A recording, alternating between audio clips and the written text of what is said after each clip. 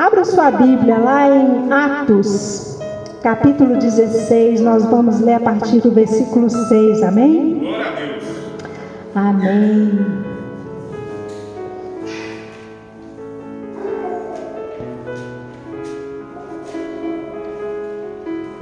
Então, eu estava lendo a minha Bíblia, porque eu não sei se é com vocês assim também, mas comigo. O Espírito Santo, ele não fala tudo assim, tintim por tintim, não, sabe? Ele fala algumas coisas e outras eu tenho que procurar. E outras, inclusive, eu tenho que ficar incomodando alguns coleguinhas do tipo, aonde que está essa passagem? Porque ele me dá o sonho, ele fala para mim, mas não fala onde que está na Bíblia. Se eu quiser, eu que procuro. Aí eu começo a incomodar os coleguinhas, né, Carla? Falar, amigo, me ajuda a achar isso daqui, porque ele falou comigo, mas não fala onde que está. Né, pastor? Eu costumo falar que o WhatsApp do pastor Roger, depois que ele me conheceu, nunca mais foi o mesmo, né, pastor? É assim. Mas aí o Espírito Santo faz isso de propósito para que a gente venha, de fato, ter um relacionamento com Ele, né? E ficar atento aos sinais que Ele vai nos dando. Amém, queridos? E aí, à medida que eu fui lendo a minha Bíblia, fazendo os meus devocionais, ele foi trazendo essa palavra e que eu comecei até o dia que a chave virou dentro de mim, eu até compartilhei com o pastor Roger e com a Jane. O início, né? Porque eu achei assim, foi um start muito forte, assim. Falei, nossa. E aí, aquela hora que quando você recebe a resposta, você fica assim, como que eu não pensei nisso antes? Né? Acontece isso com vocês também, né? Estava na cara do gol, né? A gente que não viu. Mas enfim, vamos lá então, ó. Nós vamos ler Atos 16, versículo 6, que fala o seguinte: E percorrendo a região de Frígio-Gálata, tendo sido impedido pelo Espírito Santo de pregar a palavra na Ásia, aqui está falando de Paulo, tá? Numa das viagens missionárias dele. E aí presta atenção no que está falando aí, ó. Tendo sido impedido pelo Espírito Santo, ele foi impedido por quem? A pregar a palavra na Ásia, defrontando Mísia, tentavam ir para Bitínia, mas o Espírito de Jesus não permitiu. E tendo contornado Mísia, desceram a Trode. À noite sobreveio a Paulo uma visão na qual um varão macedônio estava em pé e lhe rogava dizendo: passa a Macedônia e ajuda-nos. Assim que teve a visão, imediatamente procuramos partir para aquele destino, concluindo que Deus não havia chamado que Deus nos havia chamado para lhes anunciar o Evangelho. Até aqui tá bom. Bom, então o que aconteceu aqui? Paulo, ele estava ali nessa força pujante para poder pregar o Evangelho, né? E ele era assim, desatado. Mesma hora que ele estava num lugar, ele estava no outro, né? Esse evangelho que queimava no coração dele fazia com que o próprio Espírito Santo guiasse ele, direcionasse ele para os lugares. E Paulo, ele era muito direcionado pelo Espírito Santo. Deus falava com ele aonde ele tinha que ir, o que ele tinha que fazer, como que seria. Ele era muito obediente àquilo que Deus estava fazendo com ele, o que Deus queria fazer com ele. Só que aí, num dado momento, Paulo, assim como eu e você, nós temos o hábito de planejar algumas coisas. Nós fazemos planos, nós temos algumas questões no nosso coração. Nas viagens missionárias de Paulo não era diferente, ele fazia o mínimo que seja um planejamento. Num dado momento, quando ele estava nessa força pujante, ele é aqui impedido pelo Espírito Santo de fazer algo que o próprio Deus já tinha colocado no coração dele para fazer. E aqui, queridos, que eu queria chamar a atenção de vocês é que quando a gente lê a Bíblia, entre um versículo e o outro, quando a gente está lendo, parece que é algo assim muito rápido.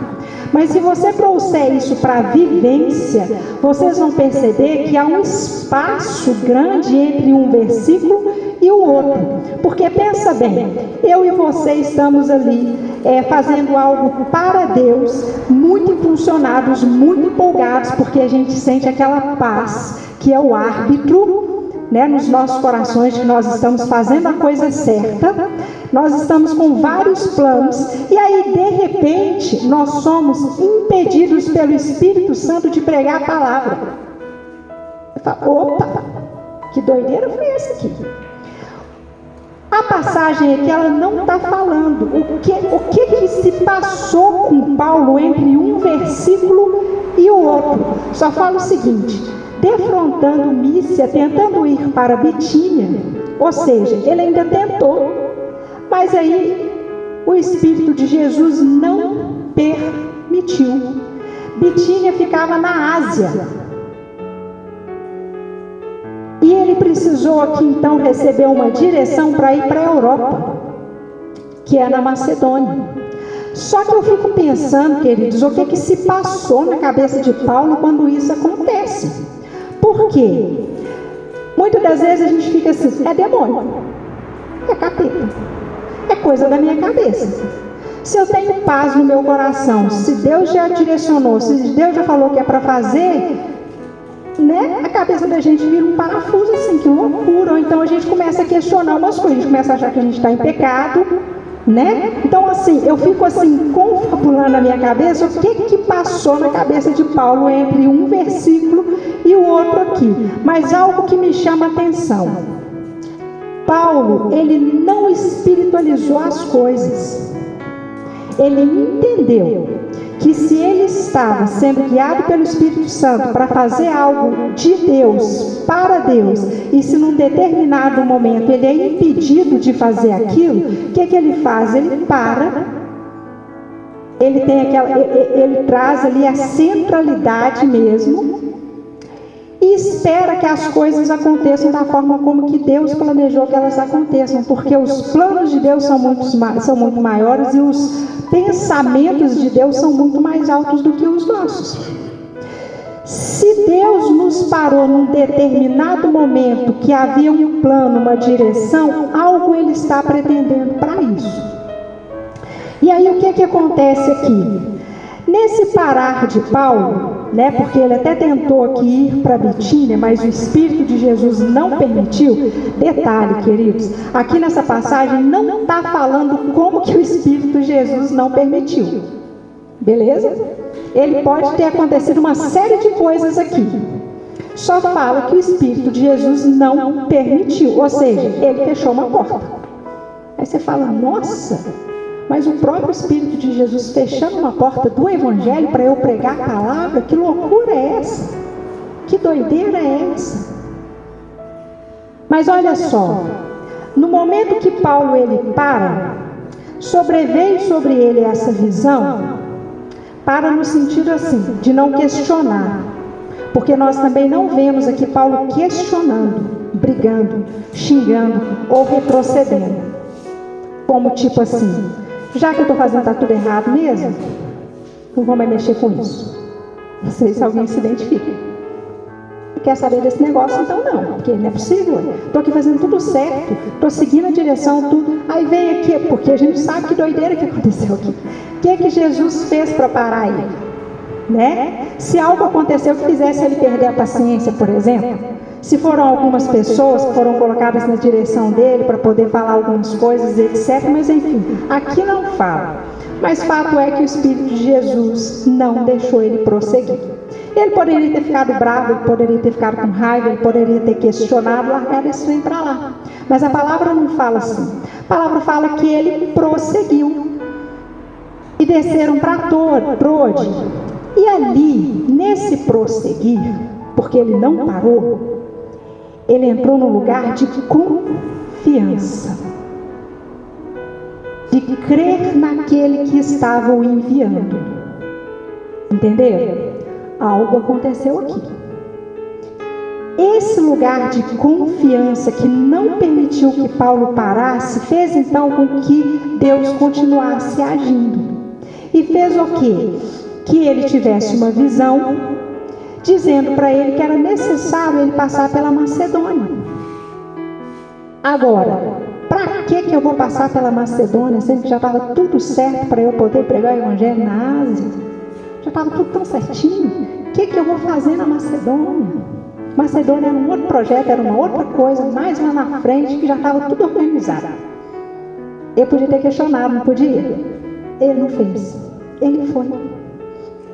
Quando ele chega na Macedônia, queridos, aí é que está o grande top da coisa.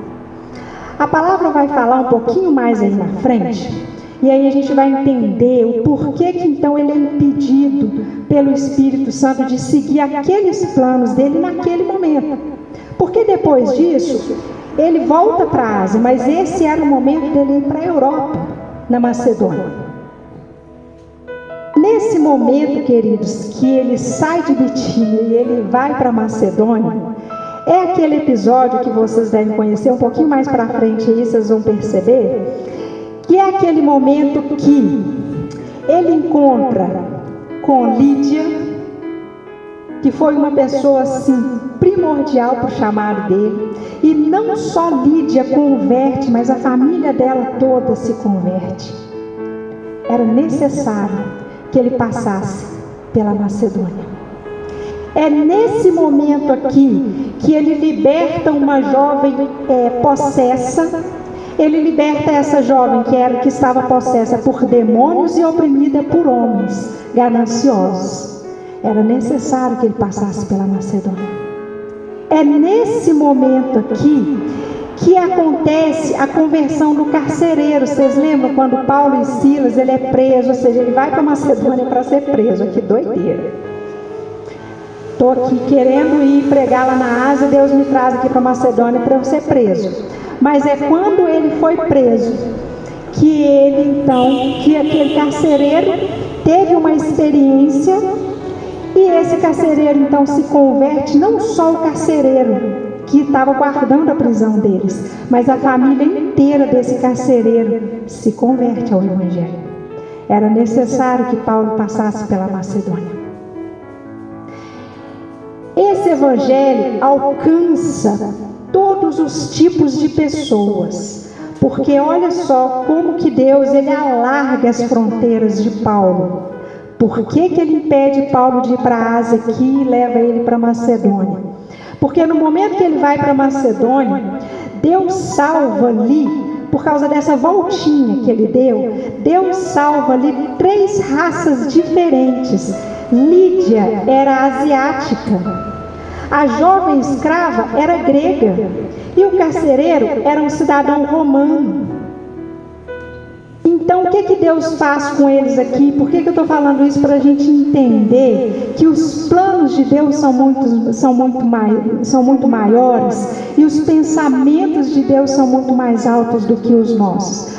Porque era necessário que Paulo passasse pela Macedônia naquele momento. Haviam pessoas ali que eram importantes para o chamamento de Paulo, para que Deus pudesse cumprir na vida de Paulo o que ele queria que Paulo cumprisse.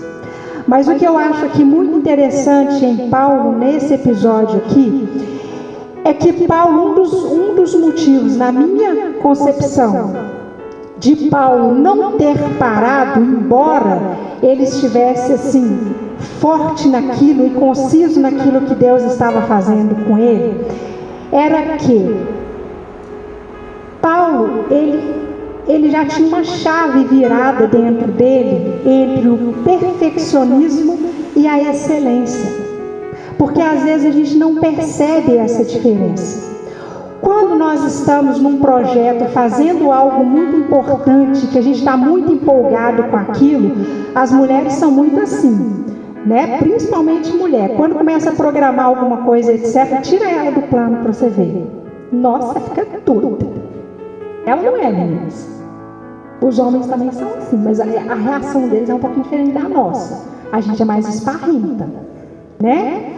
Mas o que eu percebo aqui em Paulo e por que ele teve essa calma, que a gente não vê Paulo reclamando, a gente não vê ele fazendo o que eu fiz nas semanas passadas, questionando e ali chorando, e sabe, a gente não vê ele fazer isso. Por quê? Algo muito interessante. O perfeccionismo, ele nos leva ao tempo inteiro fazer algo visando que o outro vai pensar ao nosso respeito. A gente tenta fazer tudo muito perfeito, tudo muito muito certinho, porque a gente está sempre pensando naquelas pessoas que vão ver, que vão ouvir, como que fulano vai achar disso, o que ele vai pensar daquilo. Aí você faz a coisa pensando na opinião do outro. Isso é perfeccionismo. E é muito cruel, porque você vive à mercê do que o outro vai falar ou do que ele vai pensar a seu respeito. É uma prisão. Isso é cruel. Mas qual que é a grande pegada da excelência? Que foi algo que o Espírito Santo ministrou no meu coração. A excelência é tudo aquilo que você faz, não visando a opinião do outro que ele pensa a seu respeito, mas aquilo que Deus sabe sobre você. Isso é excelência. Então, essa chave já estava virada dentro de Paulo, porque quando ele é parado, ele não está preocupando com o que os outros vão pensar a respeito dele. Se ele estava em pecado, se ele estava em desobediência, enfim, uma série de coisas. Ele não fica tribulado por isso. Porque o que ele estava fazendo não estava visando o homem, estava visando Deus na vida dele, aquilo que Deus tinha chamado ele para fazer. Ele fazia de forma excelente. E ele fazia com toda força. Ele adorava e ele fazia tudo para o Senhor, de todo o coração, de toda a força e com todo o entendimento. Porque ele fazia para Deus. Então, no momento que acontece algo no meio do caminho, ele não se questiona, porque ele não está nem aí para o que os outros vão pensar. Afinal de contas, ele não é perfeccionista, ele é excelente. Estão entendendo? Então, beleza. Então, pronto. Nos livramos da prisão do que os outros estão falando a nosso respeito. E foi isso que aconteceu com Paulo. Esse aqui, queridos, é um momento que nós vimos na palavra que Paulo ele é parado, ele é impedido aqui pelo próprio Espírito Santo. E nós vimos o que aconteceu aqui, pelo fato dele ter sido impedido pelo Espírito Santo. Agora, olha um pouquinho mais na frente, o que está escrito lá em Romanos 1,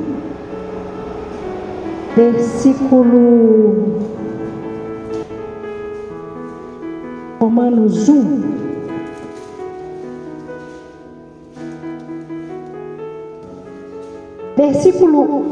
capítulo 1, a partir do versículo 8, eu não vou ler tudo não, mas essa passagem aí, ela começa assim, ó, o amor de Paulo pelos cristãos de Roma.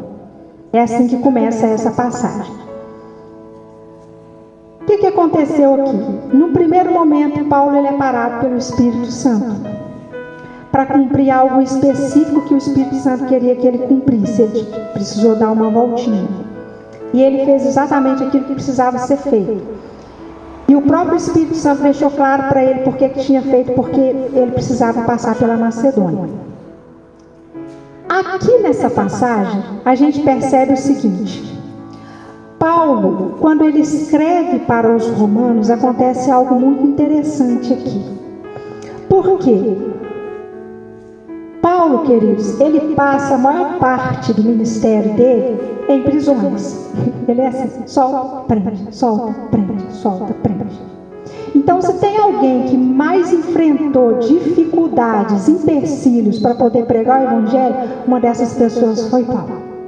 Mas isso não serviu para parar ele, porque ele estava fazendo com uma força pujante para Deus. E aí o que acontece aqui, que é algo que me chamou muita atenção. Todas as vezes que Paulo, num dado momento, ele era parado ou impedido, ou que uma porta se fechava para que ele não pregasse o Evangelho, você não vê Paulo parando, questionando ou etc. Você encontra um Paulo que aprendeu a descansar no silêncio do amor do Pai. Porque afinal de contas, ele sabe quem que o chamou e ele conhece exatamente o nível de amor de quem o chamou.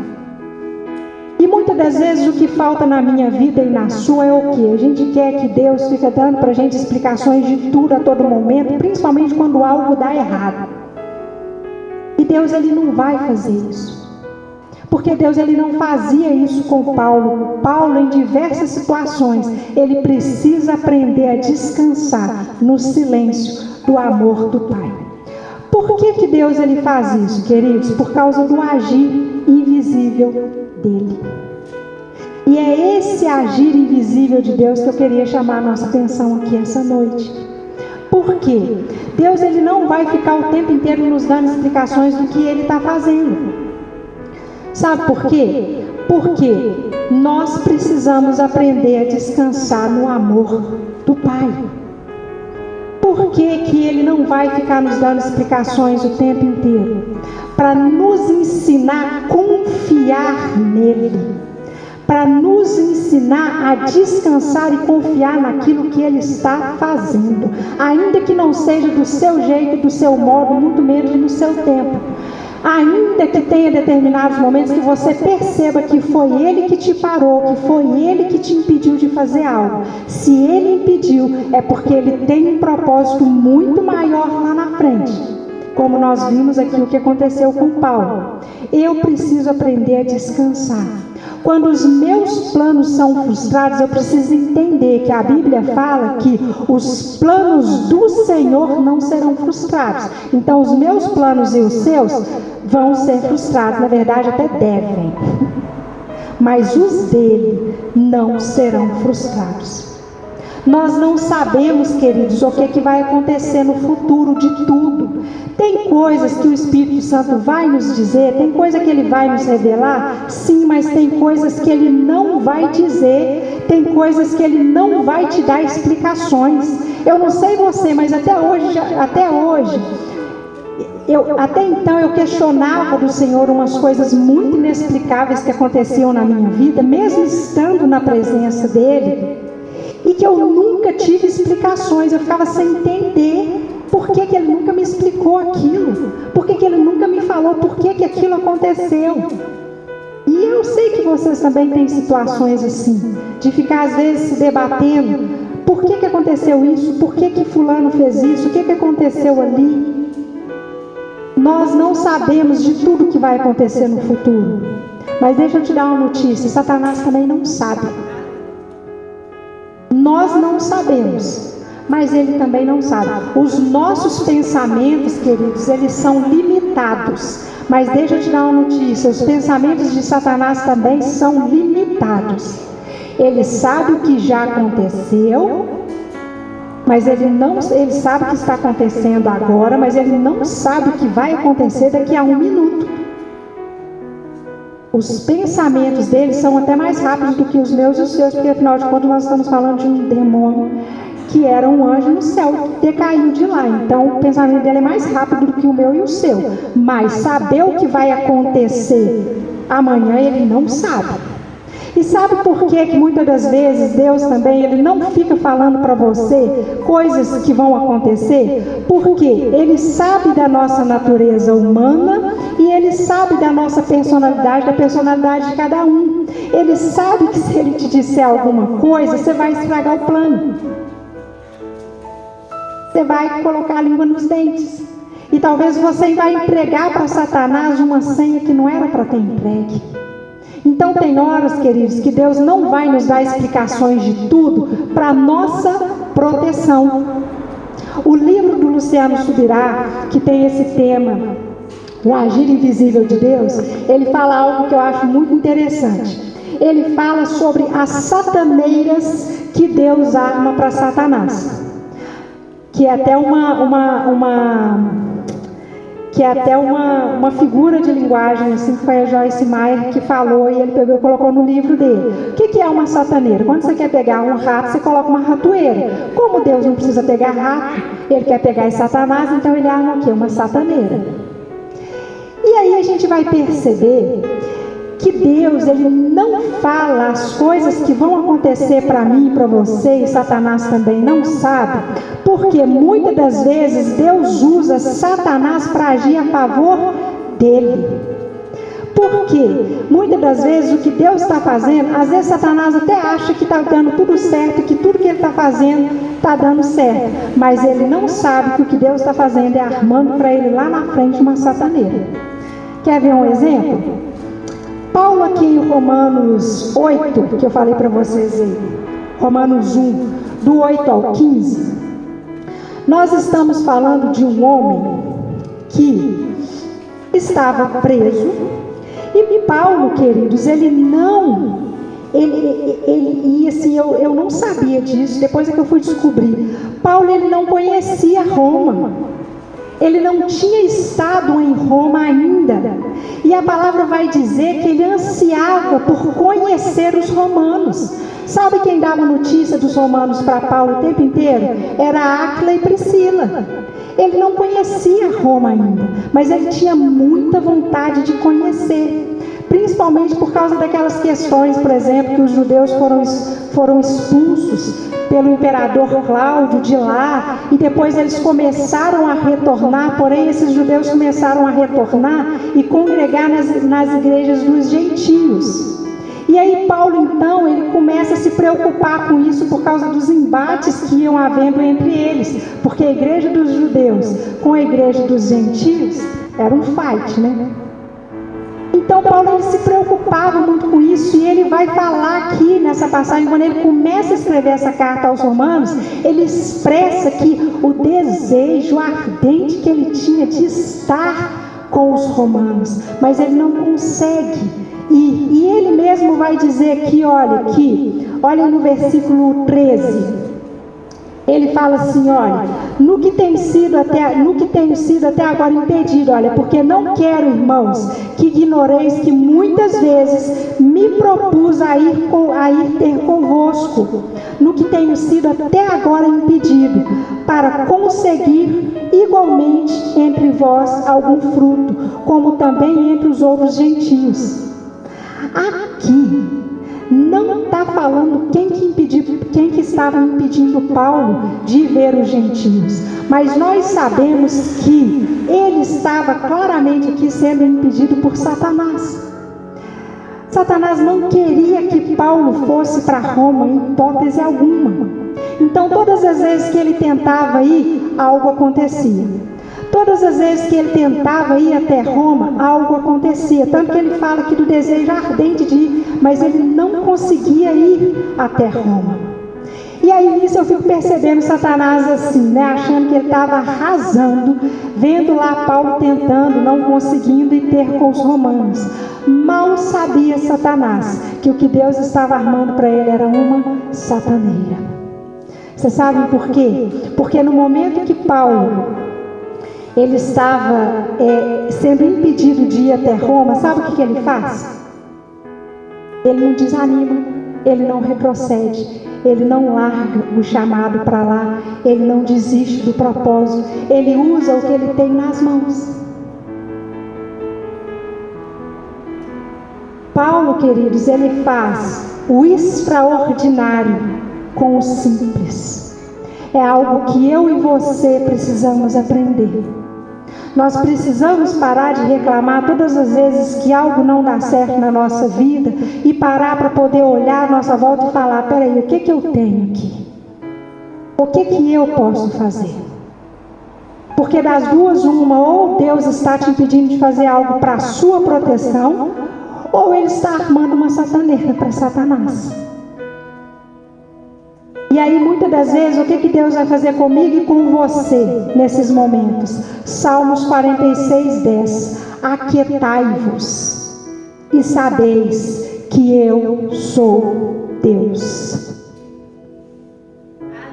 Agora, como é difícil. Esse versículo é muito fácil de decorar, mas extremamente difícil de viver. Porque se tem algo muito difícil para nós, principalmente nessa geração de hoje imediatista, é ouvir aquieta-te. Confia, porque eu sou Deus. Esse aquietai, queridos, é muito difícil. Porque eu tenho certeza que você vai tentar fazer do seu jeito, com as suas mãos, na força do seu braço, porque você está com receio, afinal de contas, do que os outros vão pensar. Não é verdade? Eu aquietar, que é isso, meu filho? Sou crente, sou filho de Deus. Quem vai fazer isso comigo, não? Aqui comigo o negócio é mais embaixo. E aí ele está falando, aquietai-vos. Você não sabe o que eu estou fazendo. O seu pensamento é limitado. Os meus pensamentos são mais altos. Os meus planos não podem ser frustrados. Aquietai-vos. Mas eu fui roubado, eu fui traído, fulano falou mal de mim, ciclano passou na minha frente, e aí você está ouvindo ele falar: aquietai-vos e saber que eu sou Deus. Queridos, deixa eu falar para vocês uma coisa. Paulo, ele tanto entendeu esse aquietai, que ele usou o que ele tinha nas mãos. Sabe o que Paulo foi fazer? Ele não descabelou, ele não sapateou, como eu fiz algumas semanas atrás. Tá, o que ele fez? Usou o que ele tinha nas mãos. Ele sentou e foi escrever uma carta. Que carta é essa? Romanos. Agora deixa eu te falar, se Paulo não fosse impedido por Satanás de ir até Roma, eu e você não estaríamos tendo acesso agora a essa carta extraordinária de Romanos. Estão entendendo? Porque ele só escreveu essa carta porque ele foi impedido de ir até Roma. E aí nós vemos aqui Satanás trabalhando a favor de Deus. Ele caiu na própria sataneira, porque Paulo não foi, mas ele escreveu uma carta que foi enviada para o mundo, e que eu e você hoje só temos acesso a essa carta porque ele fez o extraordinário com o simples, com o que ele tinha nas mãos. Você foi parado, você foi impedido, você foi barrado, uma porta se fechou, aquieta-te. E aprenda a usar o que você tem nas suas mãos, o que Deus te deu. Aprenda a fazer o extraordinário com o simples, porque é o que Ele te deu. Ele vai estar te adestrando aí talentos que você nem imaginou que você tinha. Porque muitas das vezes quando Deus fala para nós aquietarmos, muitas das vezes é para que nós venhamos praticar aquilo que nós já sabemos. Que nós já sabemos muito, mas não estamos praticando. Porque saber a gente sabe demais, né? Nós vivemos numa era aí da informação. Todo mundo tem um pouco de informação de tudo, mas não conhece nada de nada. Não é verdade? Todo mundo sabe um pouquinho de cada coisa, mas conhecimento profundo ninguém tem. Porque a gente só conhece aquilo que a gente vive. Muitas das vezes nós vamos ouvir um aquietai de Deus, porque nós sabemos muita coisa, mas está faltando viver. Então às vezes esse aquietai é para nos ensinar a viver agora aquilo que você sabe. Porque eu falo, sabe, amados, ler a Bíblia é algo extraordinário e é fantástico. Eu tenho muita dificuldade de decorar Bíblia. E eu já tive sérios problemas com Deus por isso.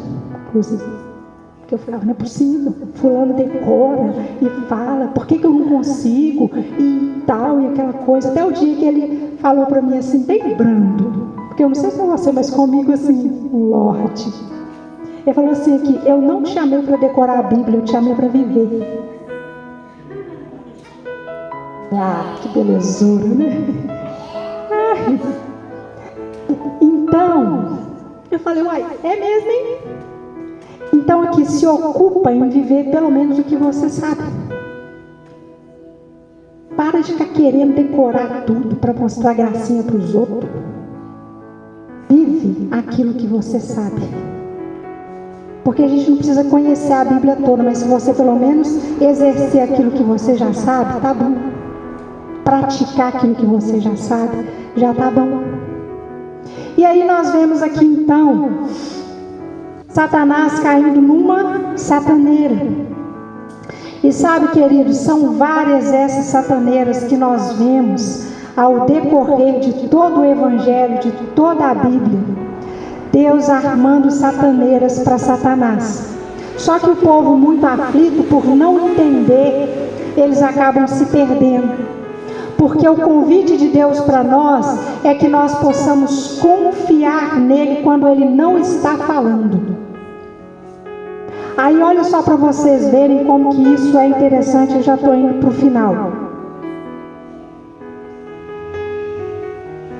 Eu me lembro quando Deus ele chama Abraão, e aí ele fala para Abraão que ele faria de Abraão uma descendência tão grande como as estrelas do céu. Abraão escuta aquilo, mas Satanás também escuta.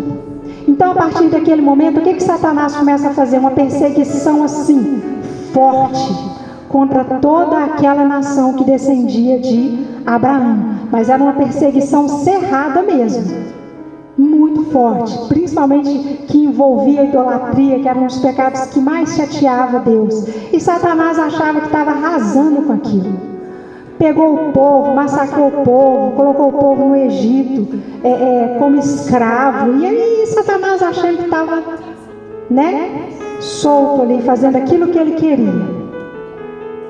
Mas, no decorrer do tempo, nós vamos perceber que aquele povo, quando muitos deles não conseguiram chegar na terra de Canaã, muitos atravessaram e chegaram, mas muitos não chegaram lá.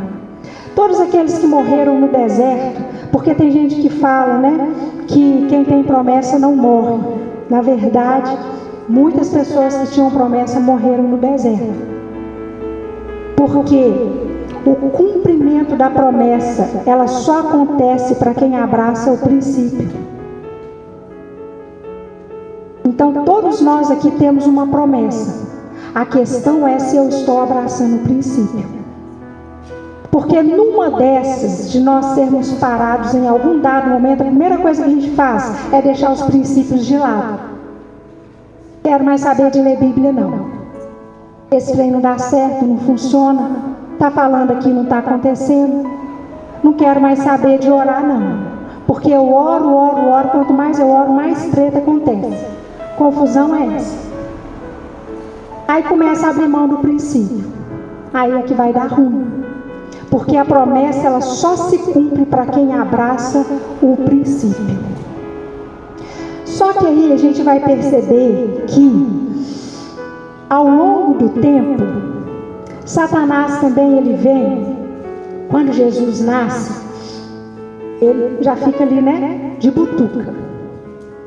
E aí, ele já começa a ficar atento com aquilo, porque Jesus ele era o Messias. E aí, quando os 3 reis magos vão lá visitar Jesus, Herodes fala assim com os 3 reis magos: vai lá ver aonde está Jesus, volta e me dá notícia. Porque Satanás não sabia onde que ele estava. Não precisava voltar e dar notícia. Então, os pensamentos de Satanás também são limitados. E aí os 3 magos vão lá, visitam. Claro que eles não voltam lá para Herodes, não falam nada e deixa quieto. Ao longo de toda a trajetória de Jesus, a gente vai ver que todo o evangelho sofre uma perseguição muito forte. Muitas pessoas morrem por causa desse evangelho. E aí eu fico pensando assim, em Satanás o tempo inteiro rindo e falando: lá, matei o povo, massacrei o povo. Quem eles estão achando que eles são? O tempo inteiro. E aí acontece o episódio onde que Jesus fala para os discípulos que ele precisava morrer e ressuscitar o 3º dia. Aquela passagem que Pedro vira para ele e fala: não, mestre, o senhor vai acontecer isso com o senhor, não. E aí Jesus vira para ele e fala assim: arreda-te de mim, Satanás. E nessa passagem, Jesus ainda fala para ele assim: olha, os seus pensamentos são pensamentos limitados. Quando Jesus fala isso, ele estava falando para Satanás, querendo dizer o seguinte: os pensamentos de Satanás são limitados, mas os pensamentos de Deus são mais altos. É necessário que eu morra sim e ressuscite ao 3º dia. Satanás ficou com a pulga atrás da orelha, gente. Olha, o que está acontecendo aqui que eu não estou entendendo? E aí Jesus, ele morre, ressuscita ao 3º dia, em glória. E aí mais uma sataneira é armada. Porque vocês sabem o que Satanás não contava? Achava ele que estava exterminando o evangelho da face da terra, porque Satanás ele estava de olho naquele povo lá descendente de Abraão, os judeus que tinham a herança que foi prometida para eles, ok? Só que ele não contava na igreja gentílica que Deus estava levantando um evangelho da graça da salvação para os gentios. Olha aí uma sataneira. Então, enquanto Satanás está de olho só na geração de Abraão, Deus já tinha passado na frente dele, ó. Satanás usando Paulo para massacrar os cristãos. De repente Jesus atravessa na frente de Paulo. Esse homem se converte. E qual que era o principal chamamento de Paulo? Pregar para os gentios. E aí quando essa graça, através da morte de Jesus, é trazida para os gentios, aí a igreja rompe. Olha aí uma sataneira. Quando Satanás achava que ele estava vencendo, Deus já estava com um plano armado lá na frente. Então, queridos, por que eu estou falando isso para vocês? Porque isso confortou muito o meu coração. Quando eu percebi que não é porque as coisas estão ruins ou não estão andando na direção do que eu gostaria que elas andassem, que Deus saiu do controle. Ou que é porque eu estou fazendo algo de errado, que eu não sei vocês, mas a primeira coisa que eu penso é: meu Deus, o que eu fiz de errado? O que aconteceu? Onde que eu pequei? Onde que eu caí? Me ajuda aqui. E nem sempre é isso. Muitas das vezes é porque Deus precisa que um plano dele muito maior lá na frente se cumpra. As pessoas vão te questionar? Vão. As pessoas vão falar? Vão, mas deixa elas falarem, porque afinal de contas, quem te chamou foi o Senhor. Quem te vocacionou foi o Senhor. Sabe o que Paulo entendeu? O que muitas das vezes eu e você não entendemos? Algo que o Espírito Santo me falou essa semana e eu nunca tinha ouvido falar nisso. Eu fiquei assim, gente, que doideira. Eu até perguntei para o pastor Roger, porque quando acontece uns negócios assim, eu pergunto para ele. O Espírito Santo falou comigo assim, que o propósito é muito maior do que o chamado. Paulo, ele tinha um chamado, ele era apóstolo. E o chamamento dele era muito específico para pregar para os gentios. Mas num dado momento, Paulo ele não está agarrado no chamado dele. Num dado momento, Paulo ele está muito mais se importando com o propósito, que era muito maior do que o chamado. E sabe o que acontece muitas das vezes comigo e com você? Por que a gente não rompe? Porque a gente está muito preso em querer saber, afinal de contas, qual que é o meu chamado. Eu já perguntei tanto para Deus e Deus não fala. Eu já pesquisei, já olhei e Deus não fala qual que é o meu chamado. Ou, quando eu começo a descobrir qual que é o meu chamado, quando eu começo assim, quando eu vejo que as coisas estão começando a dar errado, algo vem e me dá uma rasteira. Haja vista que alguém só vai tentar dar uma rasteira em quem está de pé. Então, se você levou uma rasteira, beleza, você estava em pé, então agora levanta. Porque ninguém vai tentar derrubar quem está caído. E aí, você desanima, porque você fala, não é possível.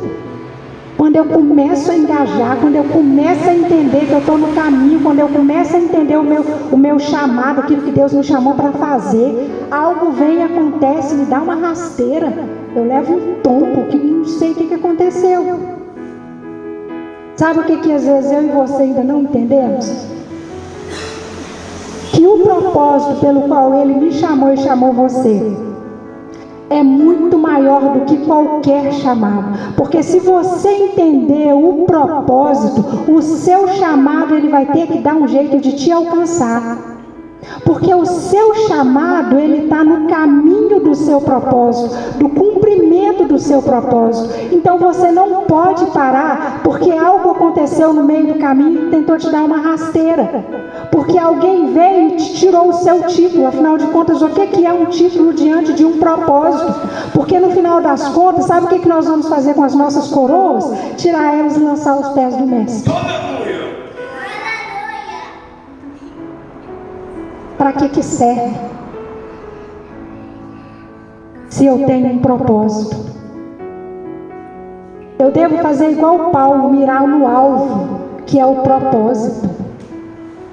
Paulo, ele tanto não estava agarrado no chamado, que ele entendeu o propósito e ele foi, ele seguiu. Aqui, Paulo, ele sempre quis pisar em Roma, mas ele queria pisar em Roma como um homem livre, pastor Roger. O desejo de Paulo era chegar em Roma livre, visitar Áquila e Priscila, sentar, conversar com eles, bater um papo. Mas sabe como que Paulo chegou em Roma? Preso. Sabe qual que era o planejamento de Paulo? Passar por Roma e, através daquilo que ele ia fazer em Roma, pregar para aqueles irmãos, ele queria preparar ali a viagem missionária dele para a Espanha. Esse era o propósito dele. Mas aí, nesse meio do caminho, ele é preso em Jerusalém. E aí, sabe como que ele vai parar em Roma? Preso. Pensa se não era para esse homem desanimar, gente. Ah, quer saber disso mais não. Agora deu. Tudo que eu planejei deu errado. Treta é essa. Vou falar treta aqui, pastor? E aí ele vai varar em Roma. É o que ele sempre sonhou. Mas ele chega lá preso. Sabe o que ele faz? Estando preso, ele recebe lá um privilégio de ficar em casa, porém sob a guarda de um soldado. E ainda estando preso, ele manda chamar os irmãos: gente, vem me visitar aqui. Eu não posso ir não, mas vocês podem vir. Ele manda chamar as pessoas. E ele continua servindo o propósito. Porque aqui agora a gente não está vendo um Paulo cumprindo aquele chamado dele de expandir igrejas, de apóstolo. Não, mas ele não está nem aí para o chamado, ele quer cumprir o propósito. Então agora as pessoas olham para aquele Paulo que era aquele, aquele homem que falava para todos, aquele homem que tinha aquele chamado de implantar igrejas e etc. Agora vê esse homem preso dentro de uma casa. Ele não está nem aí. Ele está focado no propósito. Gente, vem porque eu quero continuar falando para vocês. Eu preciso continuar dispensando sobre vocês tudo aquilo que está aqui dentro de mim. Sabe o que é propósito? O propósito, ele tem a ver com o seu grande porquê. O propósito, ele tem a ver com o que você acorda todos os dias pensando e dorme pensando. O que te impulsiona a viver? O que te impulsiona todos os dias acordar de manhã cedo e levantar? Isso é propósito. Eu tive um professor, Pedro Calabres, que ele fez para a gente um questionamento muito interessante. Ele não é evangélico. Ele falou assim aqui: olha, você quer encontrar o seu propósito? Para e quer saber se você está fazendo o seu propósito? Para uma hora e reflete. Se hoje, fazendo o que você está fazendo, aonde você está, se alguém chega para você num dado momento, ele não está falando de eternidade, porque ele não era crente não, tá?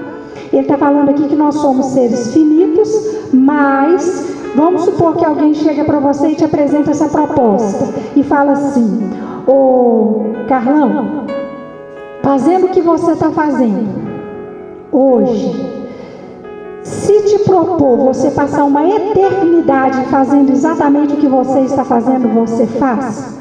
Se você disser que sim, você está cumprindo o seu propósito. Porque a gente está falando de continuar fazendo o que você está fazendo uma eternidade. Porque você faz com saga, você faz com gosto. Isso é propósito. O propósito, ele nos distingue de sermos filhos e de sermos escravos, porque todos nós que estamos aqui já recebemos a herança.